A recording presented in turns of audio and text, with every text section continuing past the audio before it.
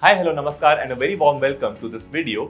I'm Aditya Bose, your career coach from Top Rankers Udan, and in today's video, we'll be discussing the top 5 mistakes that you can make while choosing your career, which you won't be making since you'll be watching this video till the very end.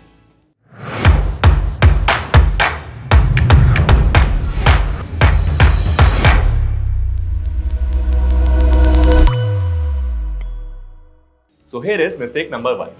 Survivorship bias. It is your tendency to focus on only the winners in a particular area, the people who have succeeded by following a particular strategy, while you forget that there are so many other people in the same exact field, the same exact profession, who have not been successful yet or who will never be successful by following the same strategy. It's your tendency to overvalue the strategy, the tactics, the advice used and given by the winners in a particular area. Maybe there's a particular athlete who wakes up at 4 a.m. in the morning and eats 5 almonds soaked in the water. Now, of course, the fundamental principles to follow from this whole strategy is the person's willingness to wake up at a certain time, the discipline, the hard work, the sincerity. But usually we try to complicate life a lot. So what will we pick up? We'll try to wake up at exactly 4 a.m. and eat exactly 5 almonds soaked in water. I don't think that was the point. So try to not exactly follow strategies followed by winners, because the same strategy might be followed by people who have not won yet. Try to adapt the fundamental principles of each strategy, each piece of advice to your unique personality, to your unique strengths, which you can identify yourself by doing certain activities like your ikigai, finding your ikigai, or by consulting an expert career coach. Now coming to mistake number 2, loss aversion. It is a tendency to try to avoid losses over trying to accomplish gains. What happens as a result of that? Let us say if you lose 1000 rupees.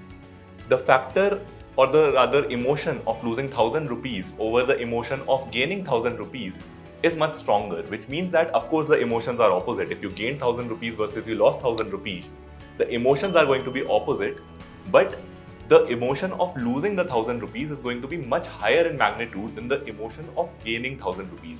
Which means that we as humans have tendency to be overprotective of what we already have, and hence we don't take any risks, we don't explore much, or rather we don't have the tendency to do that. So this might stop you from exploring, this might stop you from going ahead and trying new things out, and that is something you have to consciously avoid. That is something you have to look out for and make sure that you don't lose out on opportunity costs. Now coming to mistake number 3. The availability heuristic. This one, of course, all of these are very heavy terms, but the meaning is very simple. The meaning of this is availability heuristic is a tendency to try and make decisions based on the immediate information that is available to your brain. So we don't want to research much, we don't want to work hard much, we don't want to list things down or extract the maximum amount of information in our brain.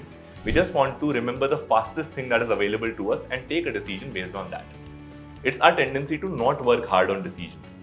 So just to give you an example, let's say my father owned and this is a hypothetical example by the way, don't take it to be real.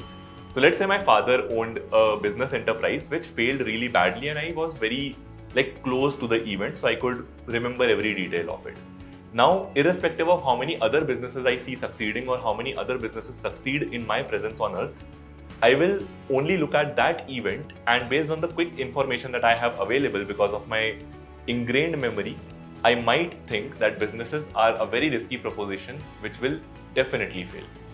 And it is not true. They might succeed as well. Of course, the probability is less, but they might succeed, a possibility which I will never consider because of that information being deeply ingrained in my brain. So availability heuristic makes us overvalue the things that we can quickly remember and does not allow us to work hard, to research, to extract the information available in our head. So to overcome this, just write things down. Make sure that you take time to take some decisions, especially your career decisions. So that is why when I ask students their interests, I always push them to list more interests of theirs. And they find out over time that the more time they spend talking about their interests with me, the more interests they are able to list out, the more abilities they are able to list out, just as they're expressed. And of course, when I talk to their parents, when I talk to their friends, when I do psychometric testing with them, I am able to find out many more traits. So make it a habit to list down your thoughts, to list down your abilities, your interests, and your hobbies, so that you have a much more comprehensive list as compared to what you can immediately remember. Mistake number 4. Confirmation bias. It's a very commonly known bias, and I think we are all privy to it these days. The fact that social media keeps showing us videos and more content which agrees with our point of view, that is exactly what confirmation bias is. It's our tendency to believe more in things and to seek out more opinions which match with ours. And we don't want to seek out contradictory opinions which might challenge our opinion and hence increase our knowledge. Because we only see it as a way to further strengthen our opinion and to further prove to ourselves that we were right along the way. So when you're privy to confirmation bias, and of course with social media being present, it will keep showing you videos, it will keep showing you content that you already believe in, that you already strongly agree with. And that is where you have to beat the normal human tendency to not seek out information that falsifies your hypothesis. So make hypothesis and then challenge it always. Challenge it when you talk with people, challenge it when you search for things on internet, and make sure that you don't very strongly agree with an opinion that has not been thoroughly tested. To give you an example, a lot of the times people will say that arts as a stream does not have scope. But I have time and again in my different videos and my different career counseling sessions, if you have watched those, given examples that out of the 14 career clusters available, arts only directly eliminates pure science. Rest, even engineering you can do after arts, you can become a CA after doing arts, you can technically also pursue different fields of medical science after doing arts. So arts actually keeps most of the options very strongly open, and it's a false hypothesis that arts eliminates options. So information like this, when it is being fed to you and when you accept it, we hardly challenge it. Keep watching videos like this, keep watching knowledgeable resources, keep hearing from them to make sure that confirmation bias does not get to you. Keep challenging your opinions. And finally, mistake number 5, planning fallacy. Planning fallacy is your tendency to be very optimistic while assuming timelines of your plan. So what you do is that you never think of things that are variables. So as an example, if my plan is that tomorrow I'll come to office at 8 am, I'm not assuming that it might rain very heavily at that time and hence I might not be able to travel, or I might not be able to get the conveyance that I usually take to my office. I am also not assuming that, of course it's being very pessimistic, but let us say that I might have an accident while returning today night. So all of these things you never assume. You only assume the positive, that if every condition which is a variable is in place, I'll be able to come to office tomorrow at 8 am. Of course, there's a very small thing to assume. But in your larger career plans also, you tend to assume that everything else which is outside of your control will be perfect. It's our optimistic nature, it's ingrained in every human being. So what happens is, as a result of this optimism of yours, whatever career plans you make are not fulfilled to 100% of their capacity. Usually you either take more time in fulfilling those career plans or they fail temporarily.